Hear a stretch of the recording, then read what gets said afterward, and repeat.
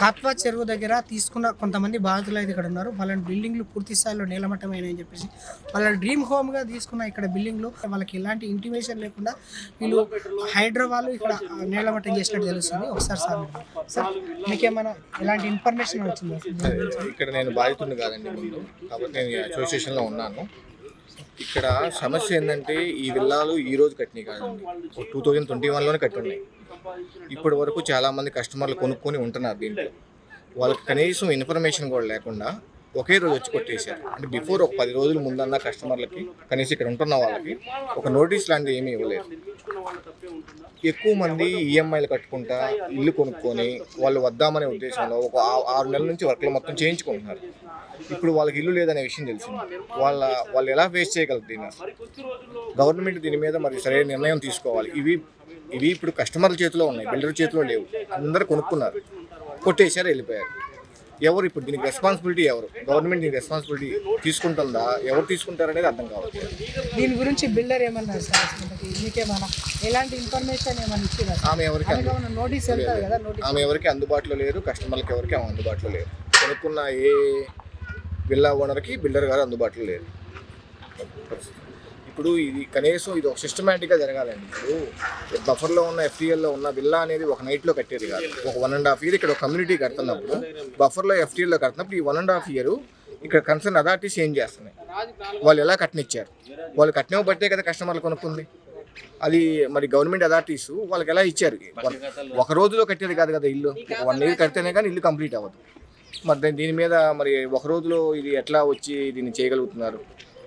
అది సార్ మీరు ఇప్పుడు ఏమంటున్నారు సార్? ఇప్పుడు కట్టిన బిల్డర్ పైన పర్మిషన్ తీసుకోమంటారు, పర్మిషన్ ఇచ్చిన గవర్నమెంట్ మీద యాక్షన్ తీసుకోమని ఇద్దరు ఇప్పుడు ఇక్కడ నష్టపోయింది ఎవరంటే లాస్ట్కి విల్లా కొనుక్కున్న కస్టమర్ నష్టపోయారు. దీనికి మరి ఈ 1.5 year ఇది కడుతున్నప్పుడు కన్సర్న్ అథారిటీస్ ఏం చేసినాయి? కట్టిన బిల్డర్ ఎట్లా ఇల్లీగల్గా కట్టారు? వీళ్ళిద్దరి వల్ల ఎవరు నష్టపోయిందంటే కొనుక్కున్న కస్టమర్ నష్టపోయారు. లాస్ట్కి హైడ్రా వచ్చి కొనుక్కున్న కస్టమర్ ఇల్లు కొట్టేసి వెళ్ళిపోయింది. దీని మీద హైడ్రా బిల్డర్ మీద ఏం యాక్షన్ తీసుకుంటున్నారు? మరి ఇది ఎవరు రెస్పాన్సిబిలిటీ దీనికి? ఇప్పుడు ఇన్ని కోట్లు పెట్టి కస్టమర్లు విల్లాలు కొనుక్కొని లాస్ట్కి ఇట్లా వెళ్ళిపోవటం అంటే వాళ్ళు ఇప్పుడు ఈఎంఐలు ఎవరు కట్టాలి? గవర్నమెంట్ కట్టిద్దా, హైడ్రా కట్టిద్దా, బిల్డర్ కడతారా? ఎంతవరకు పెట్టారు సార్? ఒక విల్లాకి మీరు ఎంత పెట్టి తీసుకున్నారు సార్?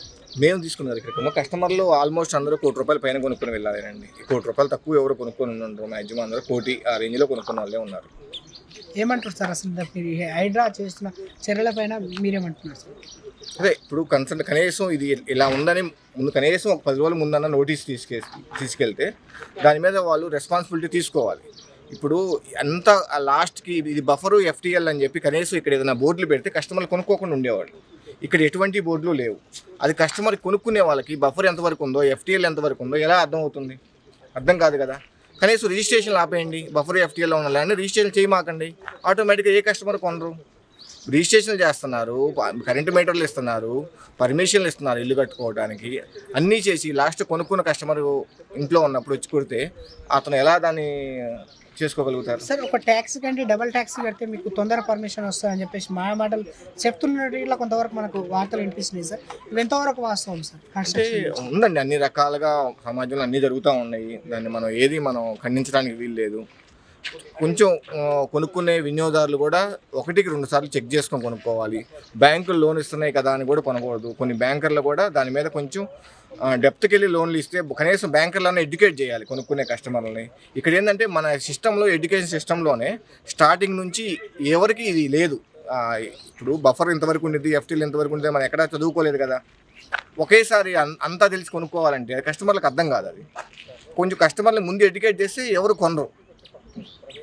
ఒకేసారి మొత్తం ఎడ్యుకేట్ చేయకుండా డైరెక్ట్గా వచ్చి కొట్టేస్తే అది ఎట్లా ఏ కస్టమర్కి తెలుసు బఫర్ ఎంతవరకు ఉందనేది? కొనుక్కునే వాళ్ళకి ఎవరికి బఫర్ ఎంతవరకు ఉందో తెలియదు. కనీసం బఫర్ ఎంతవరకు ఉందని ఇక్కడ బోర్డు పెట్టండి.